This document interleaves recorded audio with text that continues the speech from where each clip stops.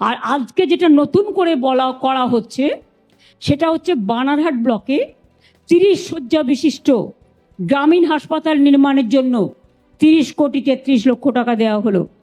ধূপগুড়ি মহকুমায় 100 শয্যা বিশিষ্ট মহকুমা হাসপাতাল নির্মাণ 28,76,00,000 টাকা দেওয়া হলো। আজকে ধরুন প্রায় 12 লক্ষ মানুষকে আমরা বাংলার বাড়ির প্রকল্পে আগে 50% দিয়েছিলাম, বলেছিলাম মে মাসের মধ্যে আরও 50% দেবো। আজকে কিন্তু কমপ্লিট করে দেওয়া হলো। আমরা কথা দিলে কথা রাখি।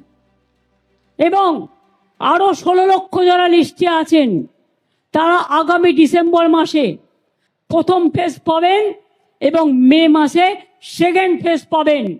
তাহলে কত হলো? 12 লক্ষ আর 16 লক্ষ 28 লক্ষ হলো।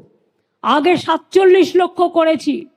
এবং তারপরে আমি বলি, এই দেখুন মেয়েরা বলছে আমরা পাই, কই ওদের দিকে একটু তাকিয়ে দেখছেন না তো?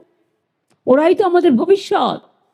মনে রাখবেন, এরপরেও যদি কেউ বাকি থাকে, কেন্দ্রীয় সরকারের স্কিম বন্ধ করে দিলেও আমরা রাজ্যের পক্ষ থেকে কেউ বাকি থাকলে পরে আবার ফেস ওয়াইজে করে দেব।